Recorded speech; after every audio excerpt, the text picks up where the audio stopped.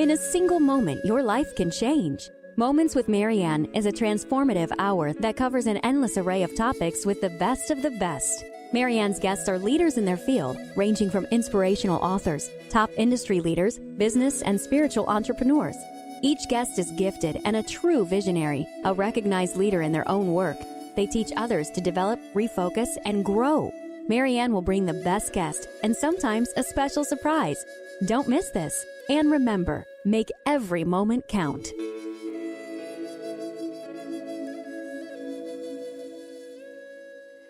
Welcome to Moments with Marianne. I'm so excited to be introducing Sarah McLean, and she's here today to talk to us about her new book, The Power of Attention. So welcome to the show, Sarah. Thank you for having me, Marianne. It's great to be with you. Oh, what a joy it is to have you here. So, I know you're quite a writer. You've got several CDs out. I have to ask you, what inspired you to write this book? Well, I don't know if your listeners know much about me, but I've been meditating since 1989. So I have been meditating and then teaching meditation since 1993. And of course, meditation requires your attention. I mean, that's really what what stops most people from meditating is they say, well, I can't focus, I can't quiet my mind. So I've really been on this exploration of attention for many, many years. Like, where does it come from? How powerful is it? How can I manage it? How can I be in complete control of it? And so, as with any good meditator, I sit with questions like those, and even the question, where does my attention arise from? And what came to me was that attention is so subtle and so powerful and obviously so personal, and it seems that we as the human modern culture don't necessarily appreciate it or value it because it's often overshadowed by our to-do lists and all of the competing priorities. So sitting with that question, what is my attention? Where does it arise from? How can I control it? Led to some insights that I wanted to share in this book. Well, and there are many things I love about your book. It has so many great tools and tips, and it really takes people, regardless of where they are in their journey, to be able to develop either a meditation and kind of a mindful practice to, people that have been doing it for a while that are just wanting to heighten their practice. So a couple of the things that stood out, because you taught, it's kind of, circling back to what you were just discussing, our attention really is telling the world what we love. And how can we train ourselves better to focus on what it is our attention is mostly on? Well, first of all, we have to pay attention to what is looking. What is looking through your eyes?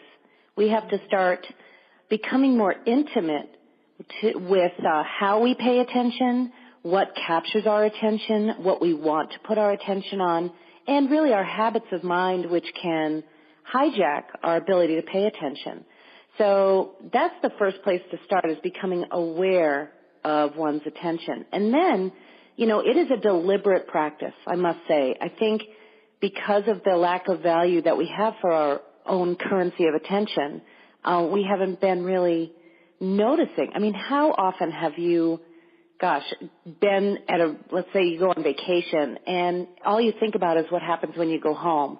Your body's there, you're lying on the beach, but your mind is back home. Or how many times have you driven home from work and not remembered how you got there? Or how many times have you actually sat down to eat a meal and looked down and the food was gone and you don't remember eating it, but nobody else did?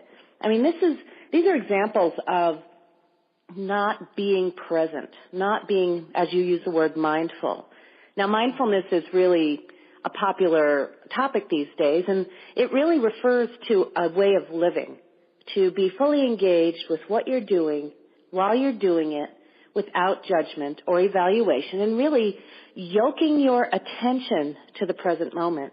And it's not only a deliberate practice while you're walking through the world or eating your lunch or driving or being on vacation.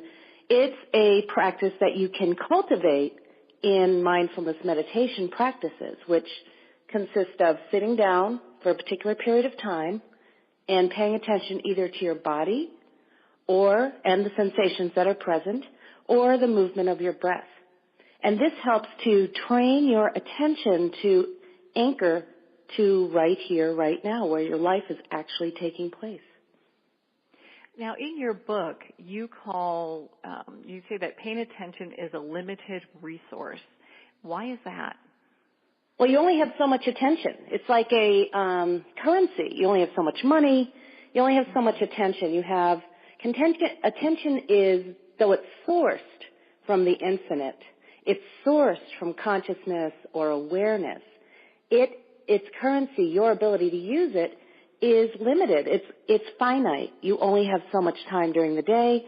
You only have so much attention you can offer to people, places, and things, and yourself. And so because of that finite nature, it's really important to parse it out to what you believe is vital, what you want to encourage to thrive, what you want to enliven. And also your attention is so powerful, it has an effect on other people. It has an effect on plants and places and things. It also has an effect on your own body. So attention, that it's a currency that connects you with that which you're paying attention to.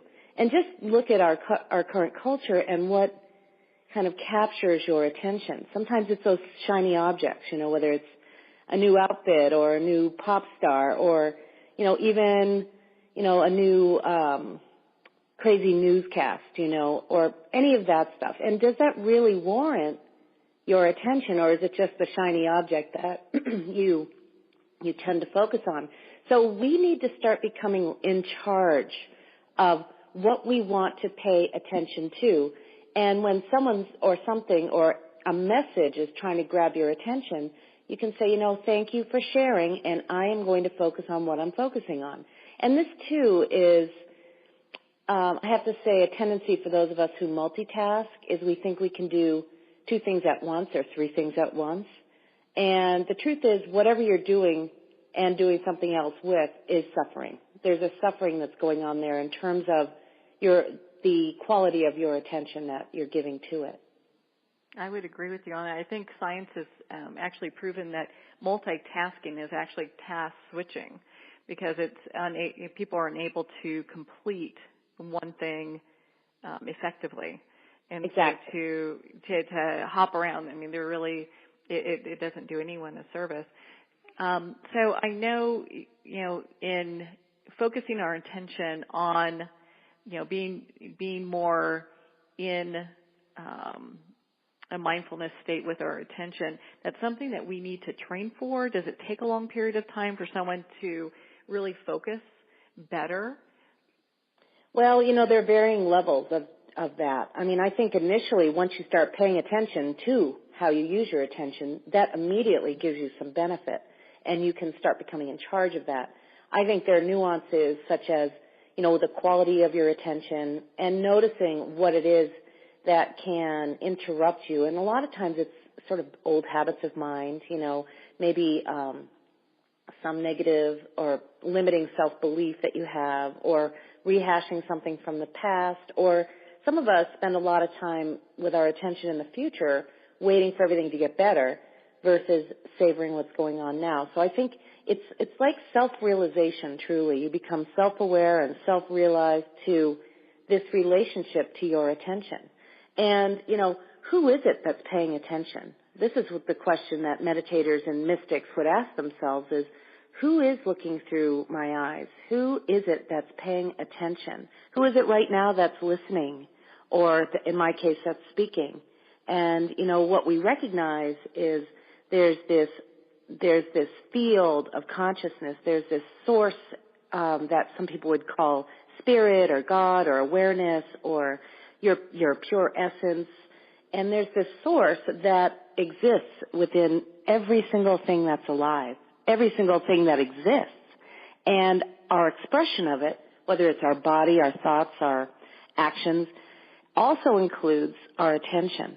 So I would suggest that if you turn your attention to that which is listening to me right now, or that's looking through your eyes, you would find that the qualities of this being we call you is really at its core peaceful and present and actually an expression of love. And this is obvious when you search deep down to this source. What is it? It's a field of love that emanates and expresses itself through you, as you, through every single thing and being as them. And that attention of yours is like a beam of this field of love, this field of awareness. Because after all, your attention is aware. But it's only so much of it. It's only like a wave in the ocean of awareness. And so when we start to recognize my attention connects me to you, your attention connects you to me. And if you really think about it and explore attention itself, think about someone or reflect on someone that really gets you, who listens to you, who really bears witness to who you are, or they don't leave you in a difficult moment, or they really connect with you. And what you might recognize or realize is when someone really gets you and stays present with you, that they're really loving you. And the same goes for you. When you pay attention to someone and stay present for them, and even your own body, what your attention does is it loves that which it is focused on. And this is the natural, non-judgmental, unconditioned attention. Now, of course, there are all kinds of flavors of attention that we talk about in the book.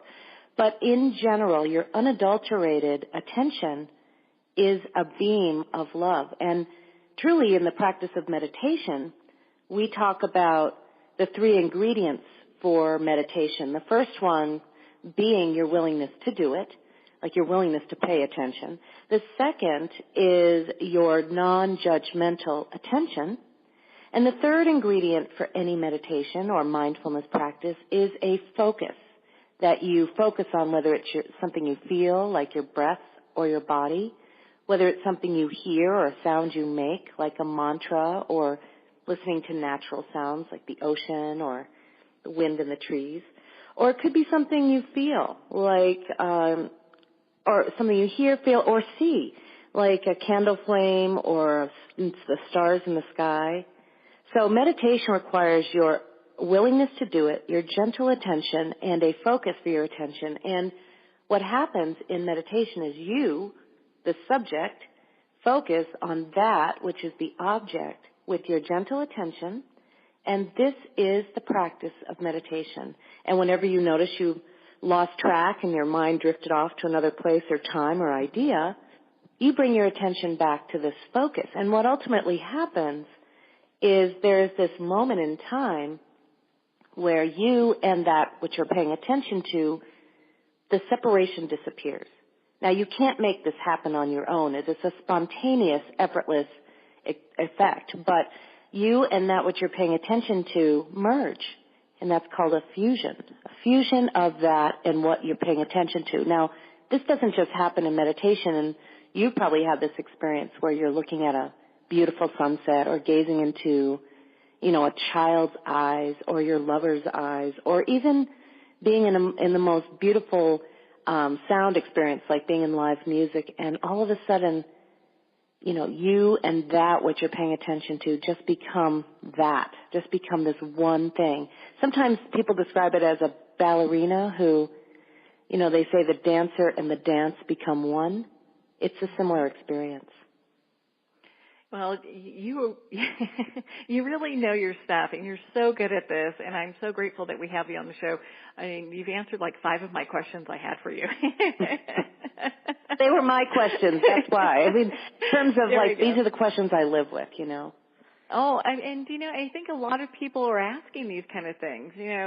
When we look at attention and mindfulness and meditation, and of course love, it's like, how does this all play a part with one another and facilitate one another? And I know when you talk about awakening to love as part of the power of attention, it's something that doesn't have to be considered romantic.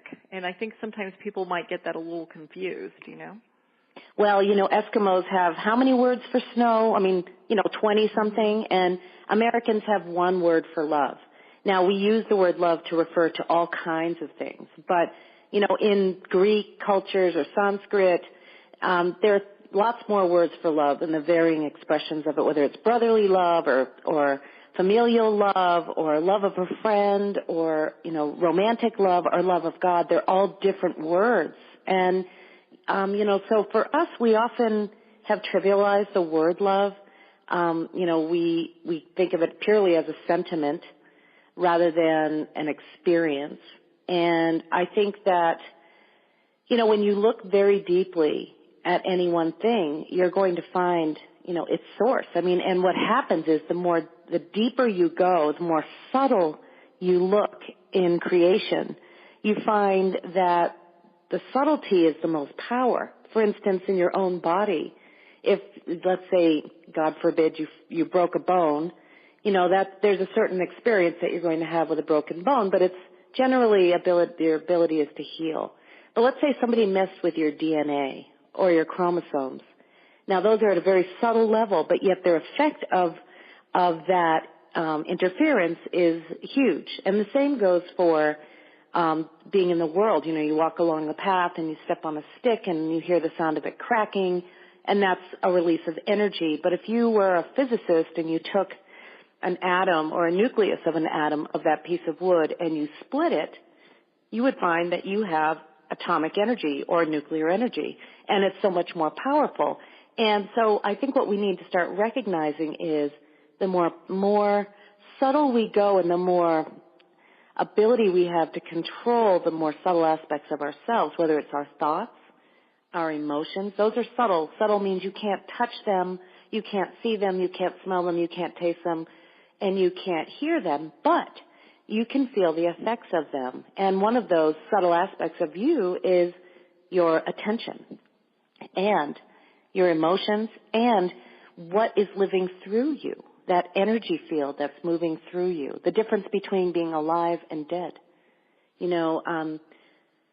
Einstein was always exploring the subtlety of creation, looking for that unified field from which everything arises. He says, there's got to be something, and he looked and he looked and he never found it because he couldn't find it because it didn't exist in time and space. But what he did find were magnetism, which you can't see, feel, taste, or touch, or hear, but you can certainly feel effects of it. Same with gravity. Same with the strong force, what keeps your body together in all those random cells, and the weak force. So all of these qualities he found, but he never found what was underneath these forces. And I believe, and so probably mystics and yogis would believe, that underneath all of this, underneath every single thing that exists in your room, in your world, is this field of love that expresses itself as you, as a tree, as a bird, as everybody that you know. And even though we like to have this duality and separateness, the truth is there's this one field that some people would call God, some people would call it source, that vibrates and exists like this. And the more subtle we go in our own personal experience through meditation, the more access we have to that direct experience of love. And what starts to happen is we start to see the world as a friendly place. We believe the impulses and act on the impulses that, when we get out of our own way, move us forth to our own potential. And, I think it was it Rumi or Hafiz? They're two amazing mystical poets. I think it was Hafiz who said, our job isn't to seek for love, and I'll butcher this quote probably, but it is to seek all the barriers that we have erected against love and dismantle them.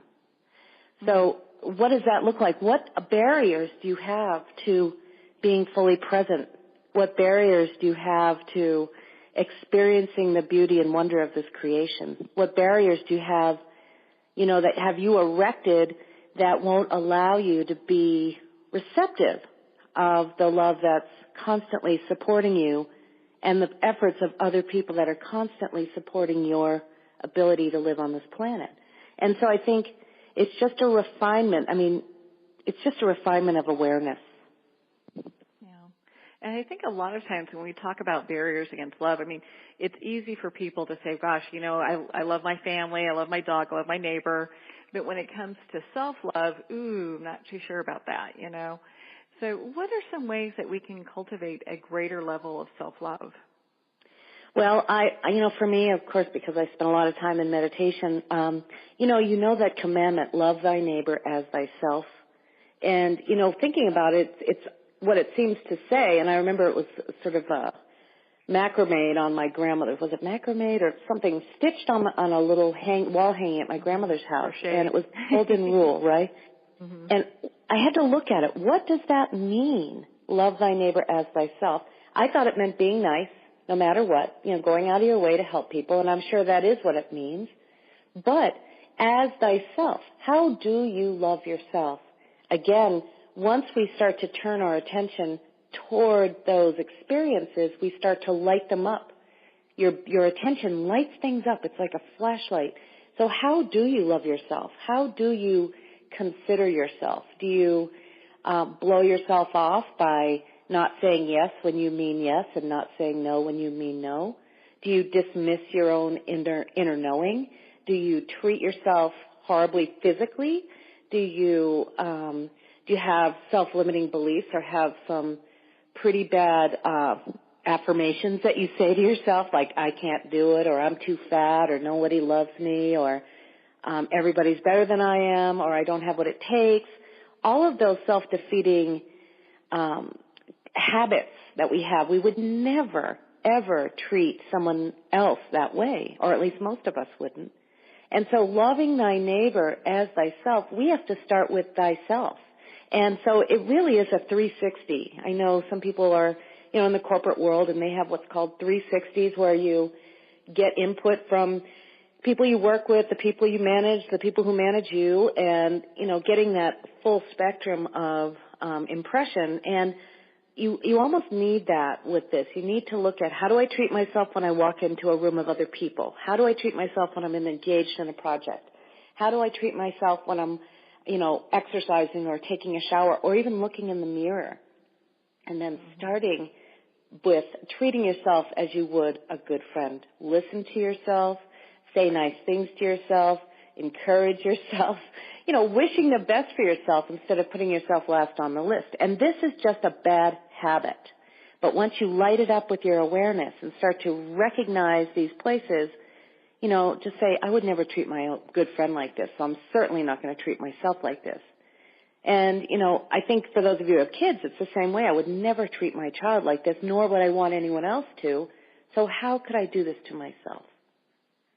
Yeah, I think that's so beautiful. I know in your book, there's a chapter that kind of talks about, it's like the dark night of the soul, and there was a quote in there that really stuck with me, because you talk about how when people experience like really heartbreaking, traumatic events, like, either a divorce or a loss of a loved one or a physical challenge, maybe they have something going on at work, that it's when they get that disconnection and they feel that loss of contact with the divine or the universe, it's actually the pivotal point where they are, it's like love is trying to recapture their attention so they can wake up. And I was like, that is pretty profound. Oh, yeah. Well, I've been teaching meditation for so long, and people come to me at those moments, whatever it takes to move them from that comfortable place that they've been in for years, where even though it's not 100%, it's still working for them, and then all of a sudden faced with a particular pivotal challenge, they're like, okay, that didn't work. I need to seek some help, whether it's going, signing up for a gym, getting a new haircut, or learning to meditate. And quite often I meet people at those moments, and it's like love is calling them forth to greater things, to a greater experience of life, even though it feels like in many cases life is over, especially if it's a diagnosis or losing someone you couldn't live without.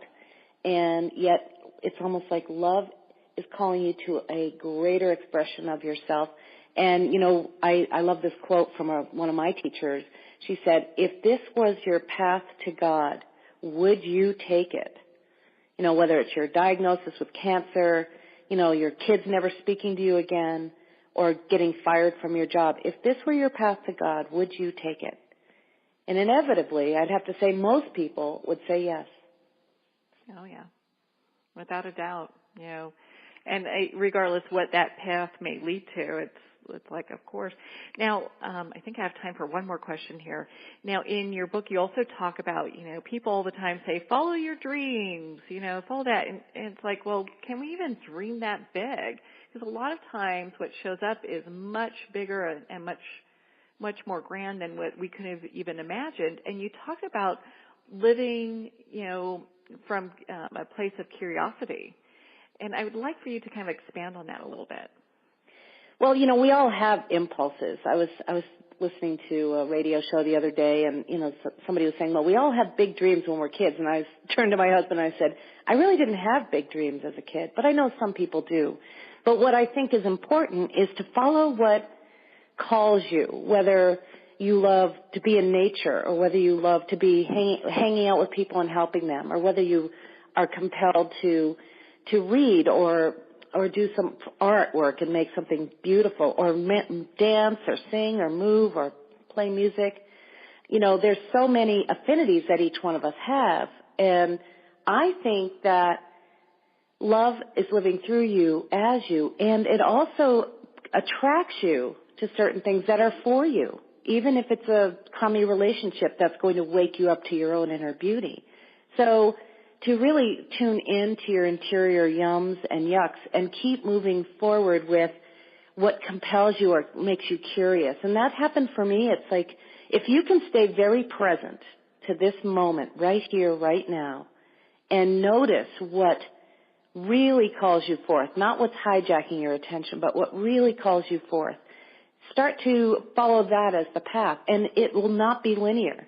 Whether it's a book that falls off a shelf or a song that captures your attention, or whether it's somebody's artwork that, you get compelled to, just start following the breadcrumbs. And yes, it's okay to have goals for sure, but don't be afraid to let go of those goals in lieu of something even more juicy. Well, I know it's the breadcrumbs that kind of led us to one another. I kept seeing your book all over the internet, of course, and so I had to have you on the show, and I'm so grateful that you were able to take this time with us today, Sarah. I know our listeners can find you at McLeanmeditation.com, and I know you've got some great events coming up in April. Well, I'm going to be, let's see, I should probably have these memorized. I'll be in Tempe at the Changing Hands bookstore on April 20th. Let me see what else I have. I'm going to be at... I know you have the Self-Love Retreat in Sedona on the 9th. Yeah, that's Enchantment Resort. That's an amazing place to go if you can get away for a couple of days. Also, I'll be in Ireland in May at an Ayurveda and the Power of Attention retreat. Ayurveda was one of my first loves. Ayurveda is the science of life and longevity out of ancient India. I'll also be in Dublin in May, and I'll be, I'll be in Austin, Texas in June, and in Scotts Valley, California in July.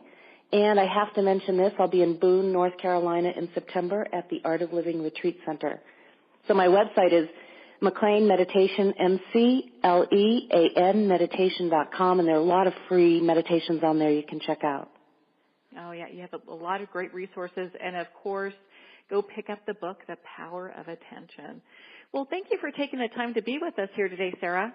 Thank you for listening to whatever it was that was calling you to call me, and I appreciate it, Marianne. I want to leave you with a quote that I absolutely love, and it's from St. Teresa of Avila, and she's a mystic, and it says, "Love is always stirring and thinking about what it will do.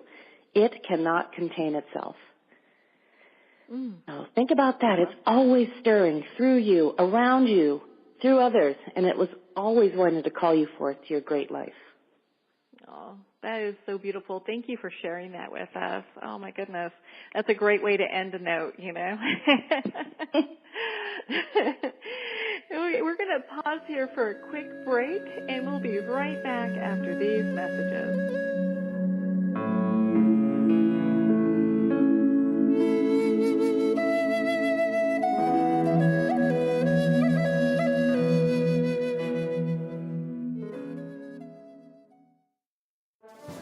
Internationally recognized and award-winning author Judy Goodman works and teaches outside the box of limited thinking. Working with people from every walk of life, her goal is to empower you to be the best you can be, no matter what the challenge is. Born with the gift of seeing beyond our normal vision, she has an extraordinary gift of working with every challenge. Teaching beyond conventional wisdom, her work is described as life-changing. Visit judygoodman.com. That's judygoodman.com.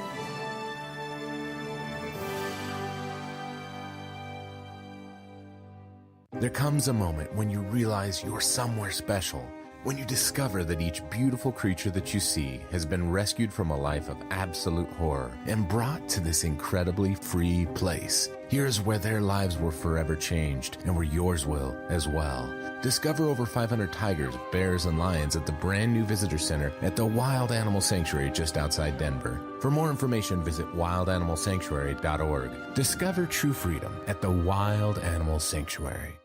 Ben Wexler is a gifted leadership development and strategy consultant for professionals who want to transform their organizations and careers. Through a uniquely personalized set of processes, participants discover their unique knowledge, how to leverage that knowledge and experience, and then put it all together with a global strategy. You're more valuable, your organization is more valuable, and the change is viral. Contact Ben at 630-881-1074. 630-881-1074.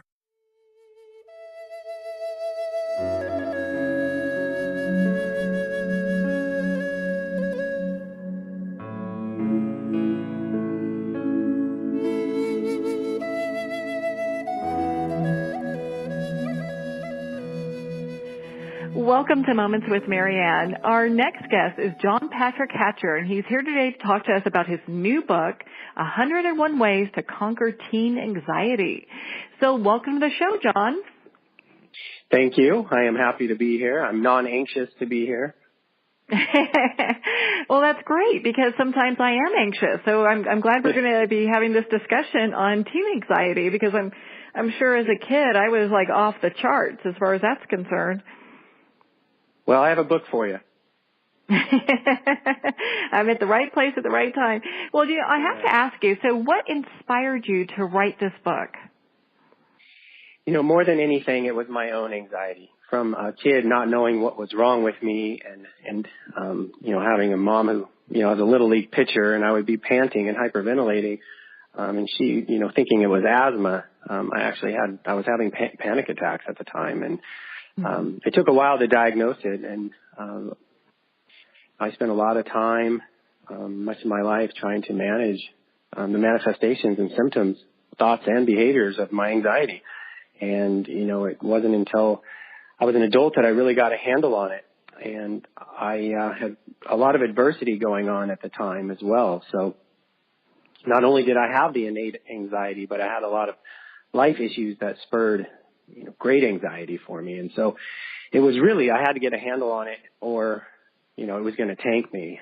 And so by getting a handle on it, I did a lot of writing and I've always enjoyed writing and I use humor through my writing. That's my coping mechanism. And some people use denial or a combination of other things. I use humor a lot as my go-to. And at one point, through blogging and doing some other personal essays, a lot of people ask me, well, why don't you write a book? And I thought, gosh, that sounds horrible. I don't want any part of that. I'm short attention span. I'm too anxious for a book. I will stick to these short essays. And then I was actually contacted by, I wrote a personal essay on the anxiety of a breakup and titled Breaking Up Badly. And I was contacted by a movie producer, Joe Nasser in Los Angeles, who had done the whole 9 yards. And he's done about 65 movies now. And I went down to L.A. and he wanted a screenplay and we met and had great conversation. And I thought, you know what? I think this is the impetus for me to do a book. And I thought I was going to start with Breaking Up Badly, but the publisher wanted something for teens due to the vast numbers of teens that are suffering from anxiety. And I thought, wow, I was a teen.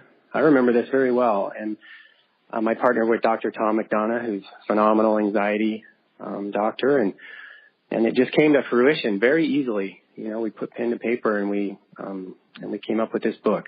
And the title came from the publisher, Ulysses Press, and our editor, Renee. So it's been a great collaboration, and we're really happy about it.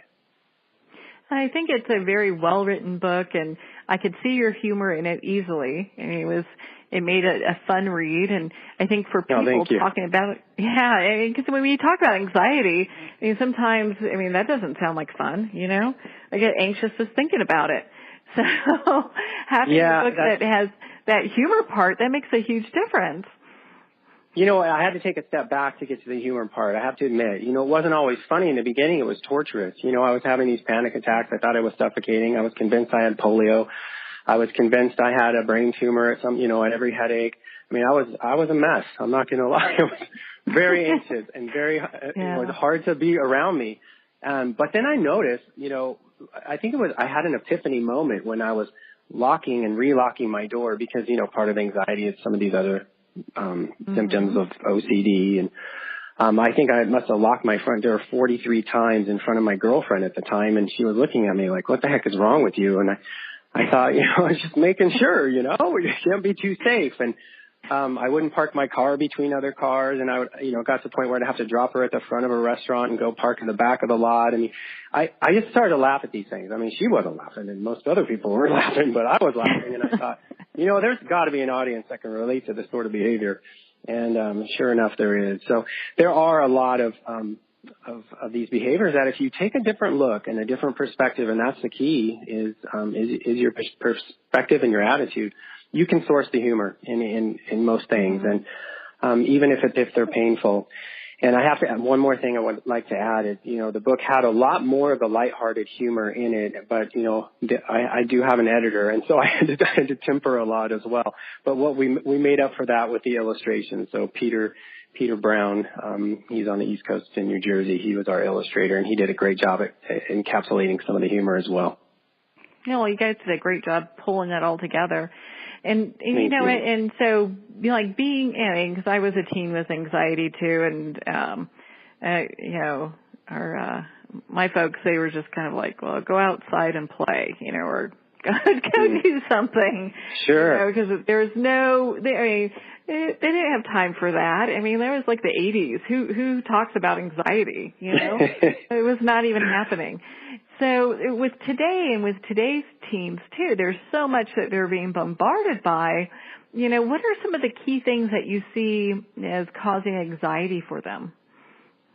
Yeah, now more than ever, I think, you know, we're due to social media and the prevalence of news and the availability of news and having it, you know, just fed to us in a constant stream through different mediums. It's really hard to turn it off. So, there are so many anxiety-provoking stimuli in our lives, and both when you and I grew up, but especially now through social media.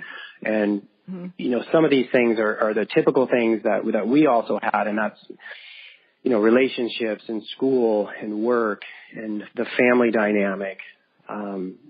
But the thing about anxiety is that, you know, a lot of people misunderstand. A little bit of anxiety is great. You want it. It's what motivates you to get things done, you know, from our ancestors that, you know, had to ward off the woolly mammoth and the saber tooth. You know, anxiety keeps us ready and primed in that fight or flight when it's necessary. The problem is when it becomes chronic, or what I have or what a lot of other people have, millions of people, and that's that chronic anxiety that goes past the 6-month mark and becomes cumbersome and it affects our lives. It gets in the way of relationships, of work, of school. So for folks like that, the anxiety could be due to nothing. So to answer your question, it could be due to nothing, or it could be due to a stressful event, a deadline. It could be something as simple as a homework assignment, or it could be something as, you know, asking, you know, a girl to prom, or, you know, or having an award ceremony come up. So, you know, it's different for everybody. Myself, I battle it every day. And so it's always kind of like what I describe as a background din in the back of my head. And it's running. And my job on a moment to moment sometimes basis is to silence that din, silence that chatter. And those are the keys that, you know, we try to teach in the book, amongst others. I know you noticed you had a lot of great tools and tips here. And then kind of circling back around to what you were just talking about, I know in your book you talk about anxiety starting at home with the family. I mean, that's one of the places it can start. Can you kind of expand on that a little bit for our audience? Yeah, as to how it might start for someone. Mm-hmm. Yeah, I noticed in the book it was talking about, like, if you have, like, if your folks are stressed out people and anxious, chances, it's hard to have really a calm adult, like a calm life with chaos going on, Yeah, I refer to that as anxiety seed planting. And that can come from, a tumultuous home environment, or if you just have an anxious parent. And, I find myself doing this. I don't have kids of my own that I know of. But I do have nieces that I adore and love and spend a lot of time with. And, I find myself, they're turning teens now. They're 13. And I find that, I'm constantly coddling them and telling them, wash your hands, if we go out, be careful of the car. And that's that anxiety seed planting, right? It's you do not want to extend your own angst, worries, fear, neurosis onto somebody who's, very free-spirited. I mean, within reason, you want them to have some caution in the world, of course. But there is a situation where, an anxious parent can create the anxiety in a child by creating fear for them. And I certainly am cognizant of that myself. But there are other, circumstances where people, due to attachment in their very young life, or a lack thereof, the way they're raised, anxiety can present itself. And it can present itself at any time, and it can present itself later in life as well. Again, it can be situational, or it can be biological, or it can be something that we acquire due to situational circumstances as we, develop in our lives. Okay. Well, and, I know in your book you talk about that there are some ways that teens can identify their thoughts, behaviors, and physical symptoms of anxiety. What are just a couple of those? Yeah, so there is a focus, especially with cognitive behavioral therapy, which addresses those physical symptoms, thoughts, and behaviors. So when you're looking at that and you want to do, we have quizzes in the book for social anxiety or generalized anxiety disorder, which is kind of a catch-all for people that are, consistently and constantly anxious and worrisome. There's also OCD, obsessive compulsive disorders, PTSD, and social phobias. So each of those has their own kind of checklist to determine if you have that category of anxiety. Now, it needs to be diagnosed by a professional, but there are symptoms that run throughout all of anxiety that include, the nervousness, the chest pain, the fast breathing, the wild thoughts that are hard to subdue or slow down, the sweating, the palpitations in the heart. So these are some of those physical symptoms. Now, anxious thoughts come down to catastrophizing generally. It's always about a worst-case scenario. So you're usually thinking, this is going to turn really badly. There's no other outcome that it could be. It's just going to be bad. So getting those thoughts under control can help with the emotions. So if you slow the thoughts, and we teach how to do that through, breathing techniques and other cognitive behavioral and dialectical behavioral therapies, then you can slow down the rest of the chain. And that includes, the physical symptoms. You slow down the breathing, you can slow down the body and the panic.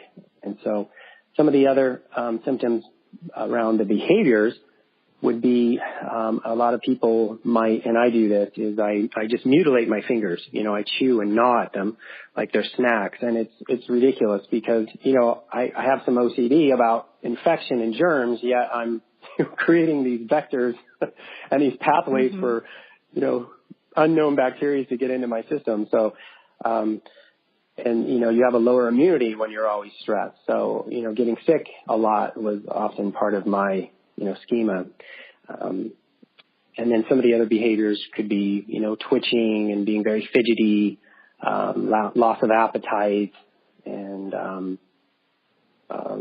acting out, being irritable, not being able to sleep, insomnia, the mood swings, etc. Now, do you do mindfulness meditation? And if so, when did you start implementing this? Me personally? Yep. Yeah, I sure do. There's a saying that anxiety is from looking to the future, and, you want to control things. And, the truth is none of us can control anything. But being rooted in the present can prevent that, because when you look to the future, it's unknown, right? We don't know. We want to know. We think we might know. We plan to know, but we don't know. So, and then whereas when you're looking to the past, there's a lot of sometimes sorrow or sadness or regret there. So you might feel some depression. So really, the key for mindfulness, I try to stress is really you only have this moment. Like right now, I only have this moment in this conversation with you.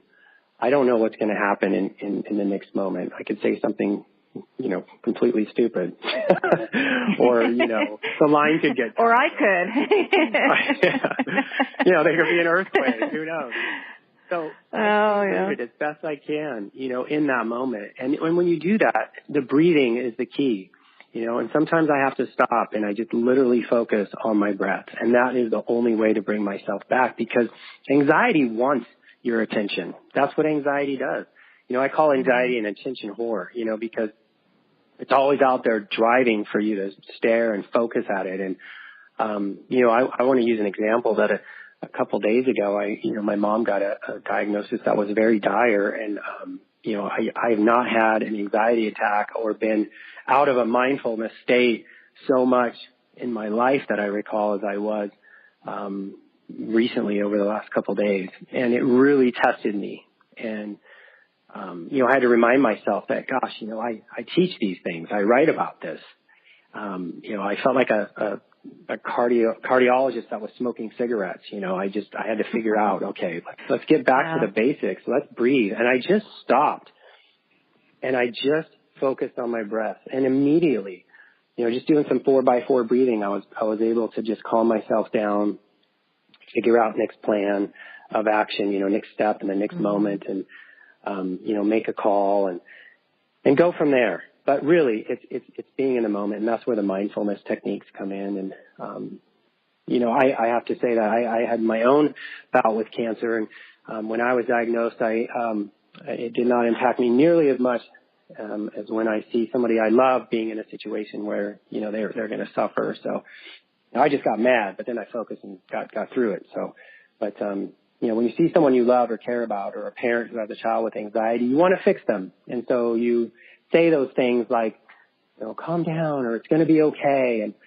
I understand that parents want to make their kids feel better, and friends want to make friends feel better, but those things don't work, unfortunately. Never in the history of telling somebody to calm down who was freaking out have they calmed down from telling them so, and there are other things to that work. And, what I tell people in my life, or my girlfriend, is, just tell me you're there.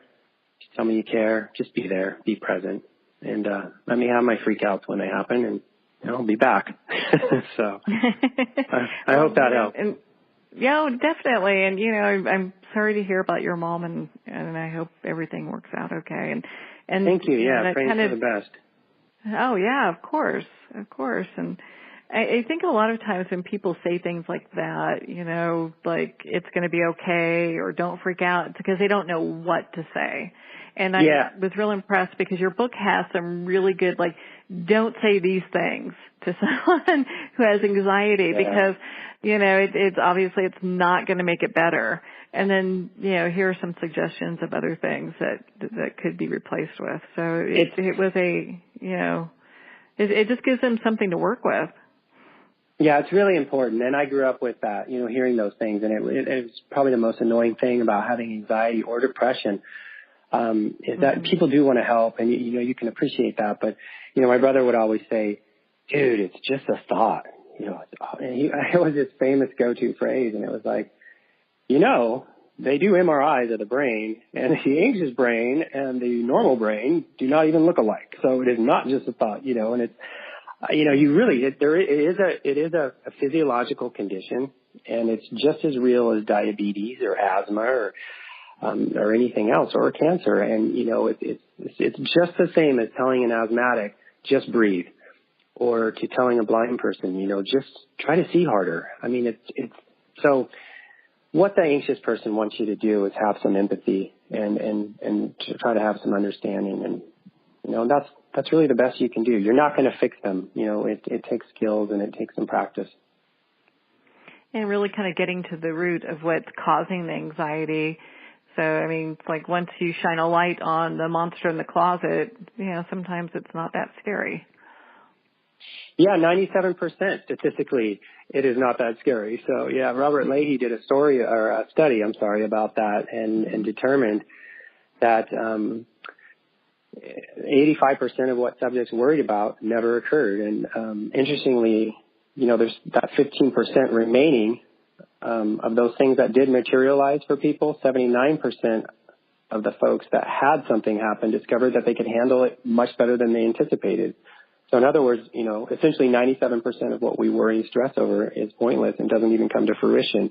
So if you tell yourself that, and it is about self-coaching and self-thought, you will mitigate anxiety, and anybody can do it. Anybody can get better at this. And I can say that because I'm the poster child for debilitating anxiety, for having it. And I've had both a successful career and a good life.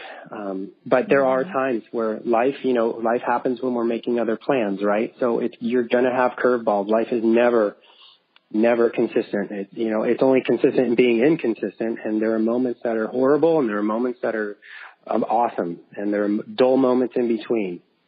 And the key is to ride the line through it all. Yeah, and I always tell people, let the chaos swirl about you. Be the pillar.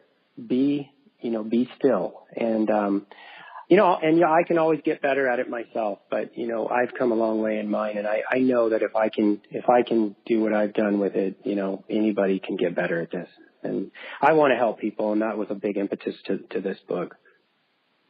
Yeah, is being able to give people, first of all, to talk about it and have some tools to use, but also so it's, there's a kind of a light shined on this so that people can understand a little bit more of what's going on, because a lot of times people just don't get the whole anxiety thing. Just get straight or, shape up or whatever the famous calm down. Yeah. Calm down. Oh yeah, it's going to really work. Yeah. So I truly believe that, anxiety, and I'm sorry, I didn't mean to cut you off. No, go ahead. Anxiety is almost cool now. You see all these celebrities, young celebrities coming out, and they're, admitting to anxiety and depression. And I mean, I love it. It's like anxiety is the new black. It's like if you Google, and I put this in the book, if you Google, just run a search string, celebrities, or musicians or famous people with anxiety, however you want to word it, you'll get a different, list. It is a who's list of everybody out there. It's like all your favorite musicians, actors, comedians, because through great pain comes creativity.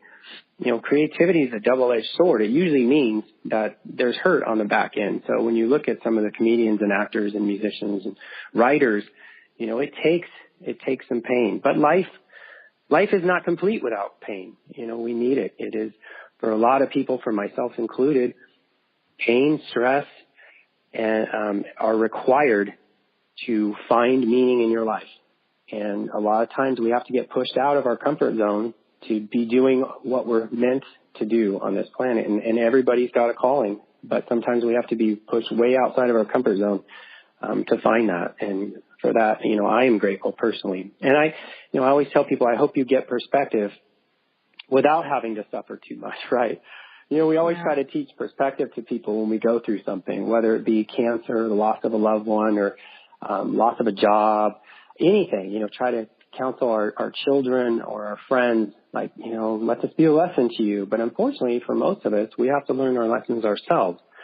And that's okay. Now, I know, and this kind of is a good segue, and I think we have time for one more question here, but you talk about the unexpected benefits in your book. You talk about the unexpected benefits of anxiety. And would that be it, where we're just kind of pushed beyond our boundaries and able to kind of, grow and expand from there? What would some of the benefits be? Yeah, so it is more than anything. It's being able to tap into that part of you that you didn't know you had. Albert Camus said, live to the point of tears. A lot of us aren't living that way. And, I have to say, I hate to reflect back on my own cancer deal, and this isn't a woe is me tale at all, but when I went through that a couple of years ago, I got diagnosed on my birthday, and it was a really, wasn't my best birthday for sure. I'm sure. And I went through a 3-week period of, first anger. I went through some of the stages of denial, but my stages are generally different. And then about after 3 weeks, I just said, you know what? I'm a fighter. What am I doing? Whining. This is ridiculous. There's got to be some meaning to this. And I am a huge proponent of the fact that, we have to face a trial at some point. And then for everybody, it's different, to drive us to become a better human being. And we get into our comfort zones, we get into our routine, and we stop developing at some point.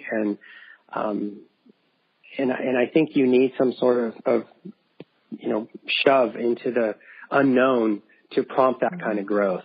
Daniel Smith, he's the author of Monkey Mind, said anxiety is a sort of byway between possibility and actuality, a necessary anguish one endures in order to grow or develop or improve.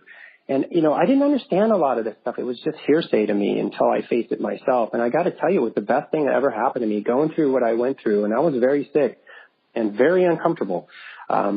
I changed everything. I changed how I interact. I changed relationships. I got rid of things, including people in my life that I questioned why they were ever there in the first place. And I live my life completely differently now. I'm happier than ever. I'm actually happier now and more at peace now, having gone through, the worst of worst things, and than I was before when I had a simple life but a ton of anxiety. So, that's the kind of thing I try to teach without somebody else having to suffer things. And, my suffering is nothing compared to the suffering that other people have or that, sick children have. Or, I watch a St. Jude's commercial and I'm in tears. That's just terrible. It's like, how can this child suffer? But that's what we need sometimes, and not all of it, but, sometimes we do need some adversity to grow. John, thank you so much for taking the time to be on the show today. I mean, I've suffered from anxiety too. I just really appreciate your wisdom and insights.